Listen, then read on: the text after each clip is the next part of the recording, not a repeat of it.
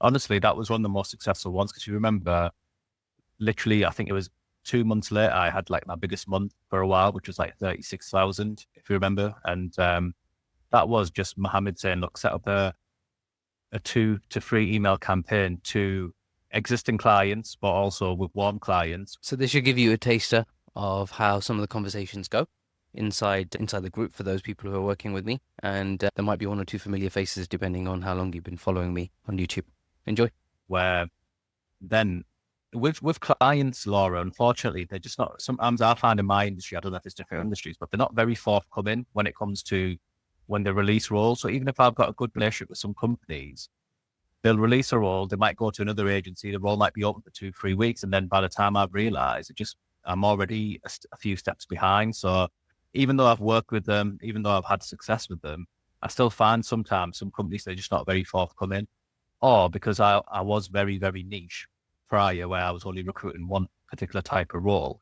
I was just focusing on that too much, and I was leaving money on the table where they're hiring for another type of position, which is quite similar to the tech I recruit for.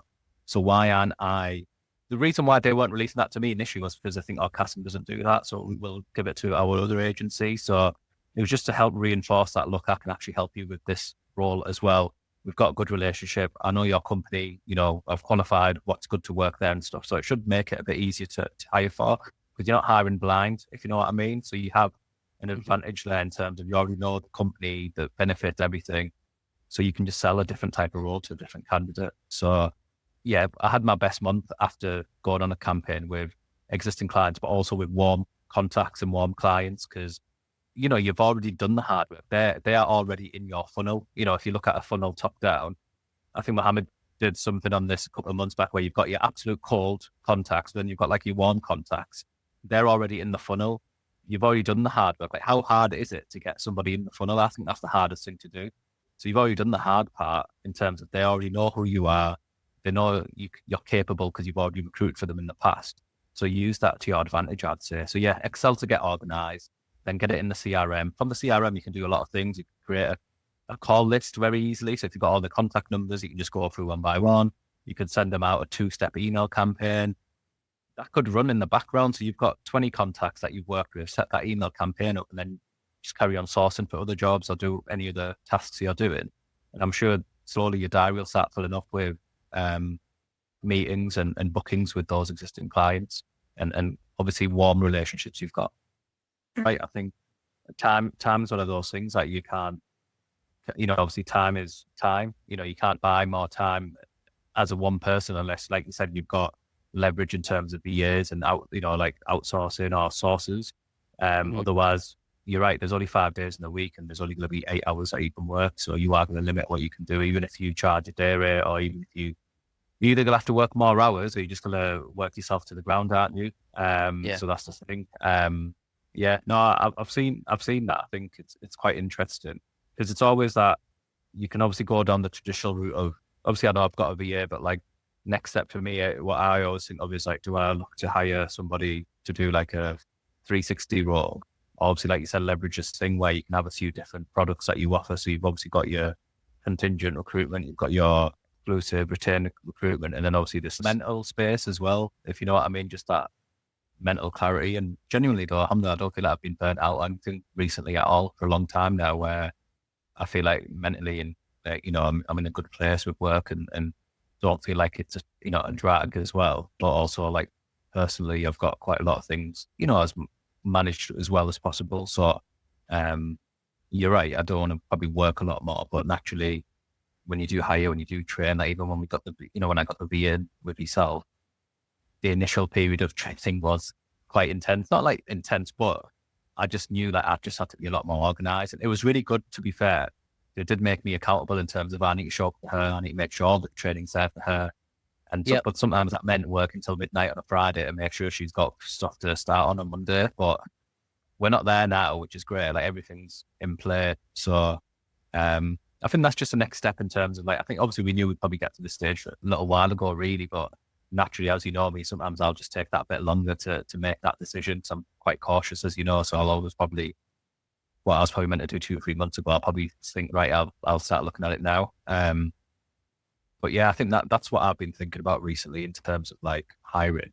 But I'm open that, I wouldn't mind if I was to hire somebody local and they can do stuff. I think that I don't mind. I'm open to both really. So I feel like I can get success both ways. I feel like with the infrastructure, I feel like somebody could come in and they've already got a lot of things in place. So it'd be up to me to make sure they're getting trained in the right way and they're, doing things the right way. But I think in terms of the infrastructure of our business, I feel like it's almost somebody could like plug and play. Naturally, as you know, Mohammed, you've obviously hired, you've fired. It's a lot is built on the person as well, isn't it? In terms of who you bring in and if they're the right fit and got the right attitudes. But I feel as a business now, like that was one of the main things we spoke about when I first started on your program was getting the business in a place where obviously naturally that you can, have the processes in place where you can obviously work less hours or you can almost step out of it in terms of like you've got that system um in place. One of the first modules, isn't it? So I feel like I'm at that stage now. Mm. So yeah, that'll be the next step.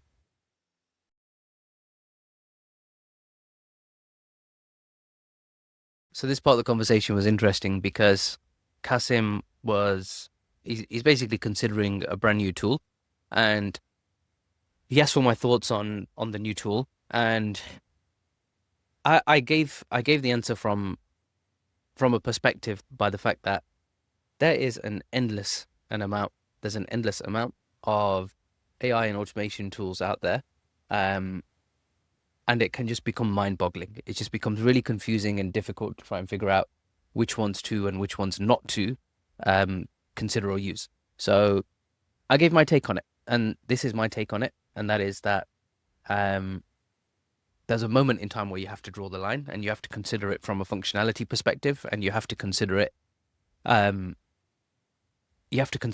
a time expense perspective, and also the outcome and the potential result that you're going to get from it. So here's the explainer. Enjoy. Turned out to be a little bit of a pep talk, but here we go. The only thing that I'd say when it comes to doing experiments and looking into new tools in your business as well, and I'm sure I've been through my fair share of experimenting as well. I think sometimes people think like you've got an unlimited amount of time to do experiments. It's that you don't, because you need to actually do the recruitment element as well. And Yeah. ask yourself the question that the gain, like what am I losing in order to run the experiment? And what am I gaining? What is the potential gain on the other side? Because for you to run the experiment, it takes up a month of your time. And then the potential gain is 10% more efficiency. And that could probably translate to like 5% more in terms of billings on a monthly basis. That's okay. Okay. Or you can say, all right, why don't I just do 10 times the output of what I already know? Now there's no experiment. There's no 1 month waiting time to get the results. We just get the results right now. We just run with it. And there's no impact in terms of the time that it takes, because you already know exactly how to do it. It's like you could just set it up and get it. Like you know how to do it. You can do it within like 48 hours. And um, and then the potential gain is way higher in the sense that you've got more contacts, more email addresses in a shorter space of time with no time taken off. And when you consider the ROI back on, like, if you consider each phase and component for what you've been through in the journey so far, it's like it was never, well, we were never looking at 5 or 10% gains. We were always looking for 80 plus as a percentage in terms of a gain, whether that's to do with time, productivity, or um, revenue. And provided that we got that, that's when it made sense. Okay, cool. There's the automation piece, and there's the VA piece. Now it's like, okay, cool. If we want to productize this, we've got to streamline and do more of what we already know. Whereas if you start adding in more little components of little automated elements inside the business, or that just help make speed up, what happens is that you stop aiming for your 80 to 100% gains and you start aiming for 5% gains. So I'm not saying what you're doing is a good or a bad move. I'm just saying, like, think of it in that framework where you're looking at it. Okay, cool. If I do this, what do I lose out on as part of the test, and what do I get on the other side? And if what you get on the other side is worth it, test it. Okay. But what if you've already got a methodology, or like you said, it's working? Why not just expand that? What happens Yeah. if you doubled your output? Would you see a translation then? If the answer is yes, then for this, if you're thinking about experimenting with £2,000 to £3,000 for the year for this new tool, that's enough for you to hire. And if that's going Yeah. to give you a higher ROI, then that's where you should turn to. Yeah. I can tell you what I would do based on testing, but I kind of like want you to make that decision on your own. Okay? Yeah. No, it's fair enough. I like that. Yeah, I like that viewpoint.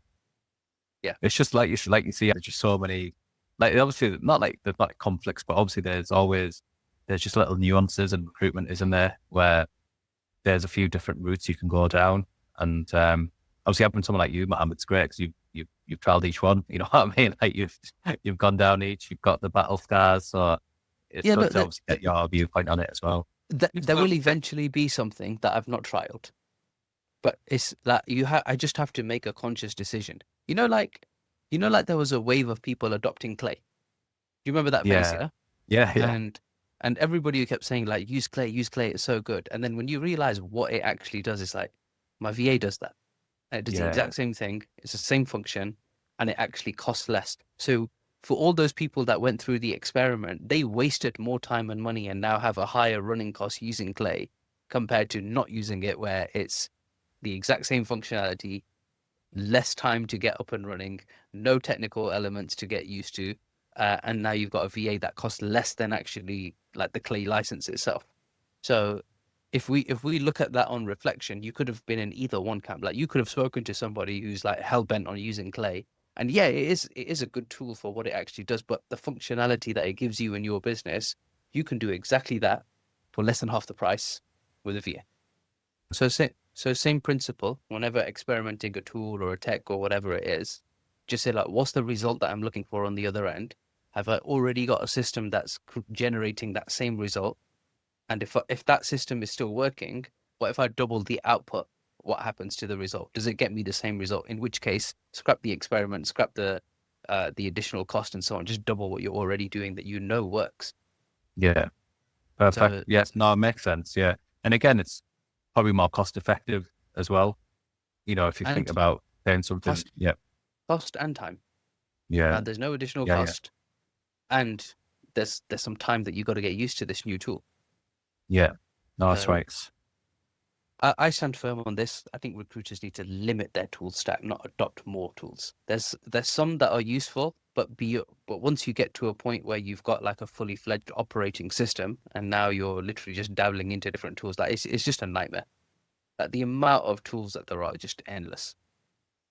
Yeah, So what happens is that you end up becoming a product tester rather than a recruiter. It's like that's a different job, man. You can get paid to do that job. You just gotta get that job for the software company, but you should not be the product tester.